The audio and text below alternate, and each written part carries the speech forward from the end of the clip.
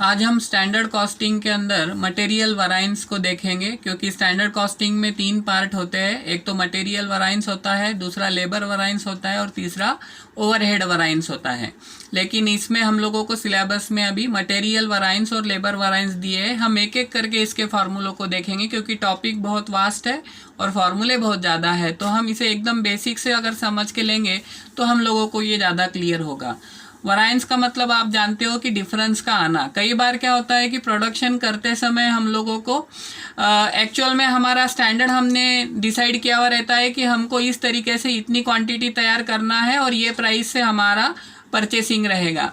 लेकिन जब एक्चुअल में हम इसे जब हम खरीदी करते हैं माल को, या एक्चुअल में जब इसका प्रोडक्शन करते हैं तो कई वेरिएंसेस हो जाते हैं, जैसे प्राइस कम ज़्यादा हो जाता है, या एक्चुअल क्वांटिटी जब बनती है तो कई कारणों से क्वांटिटी भी कम या ज़्यादा बन सकती है।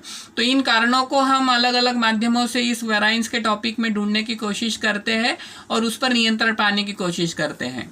तो इन शॉर्ट अगर देखा तो वराइंस में हम लोगों को ये जो डिफरेंसेस आ रहे हैं ये किस तरीके से आ रहे हैं, कीमतों में किस तरीके से डिफरेंस आ रहे हैं, खर्चों पर किस तरीके से डिफरेंस आ रहे हैं, इसके उपयोग में कौन कौन से डिफरेंस आ रहे हैं, इसके लिए हम अलग अलग फार्मूले यूज़ करते हैं। जैसे अभी मैं आज पहले 3 फार्मूलों पे आज हम देखेंगे, जिसमें कॉस्ट वराइंस है, जिसमें खर्चे किस तरीके से कम ज़्यादा हो रहे हैं, हमने डिसाइड क्या किया था और एक्चुअल में क्या खर्चे हमारे हो रहे हैं, प्राइस में डिफरेंस किस तरीके से आ रहे हैं, हम लोगों ने क्या प्राइस अनुमानित लिया था स्टैंडर्ड और एक्चुअल में क्या हुआ।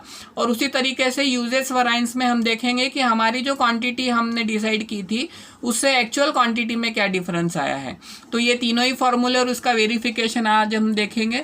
सबसे पहले है कि एक प्रॉब्लम जो हमारे सामने है कि the production of an article should require 120 kg raw material at the rate of ₹6 पर kg।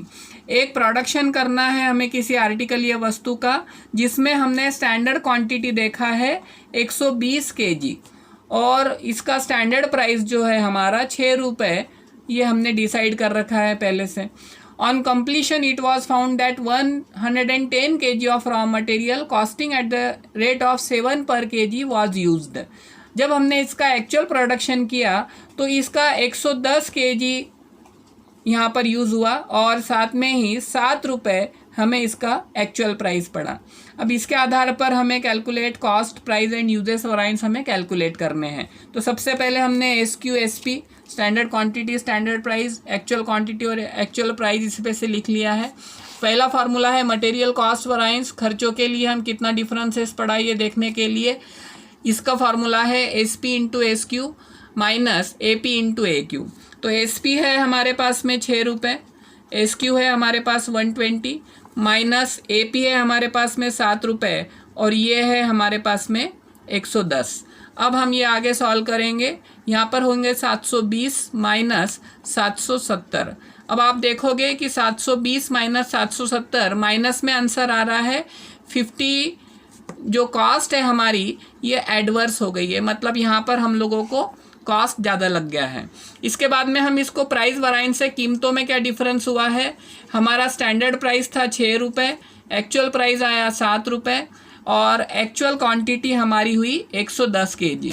इस हिसाब से आप देखोगे तो यहाँ पर भी माइनस में हमारा आंसर आ रहा है -1 इंटू 110 बराबर 110 रुपये हमारे एडवर्स में आते हैं, मतलब प्राइस के मामले में भी हम लोगों को ज़्यादा हुआ है।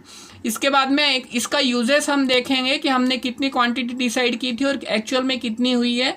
तो स्टैंडर्ड क्वांटिटी अगर हम देखेंगे तो हमारी 120 kg थी और एक्चुअल क्वांटिटी 110 kg थी।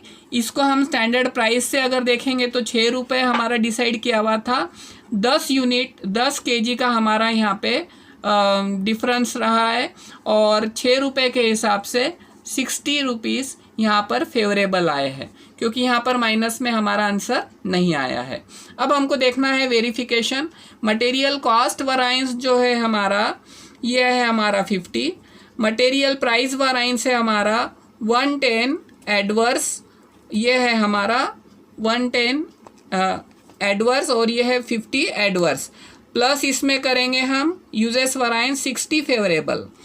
तो 60 फेवरेबल अगर एडवर्स में से हमारे जाते हैं तो हमारा 50 एडवर्स यहाँ पर रहता है, जो कि हमारे इस एडवर्स 50 से टैली होता है। तो इस तरीके से ये एक सिंपल है, इसमें आगे के पैटर्न हम नेक्स्ट लेक्चर में देखेंगे।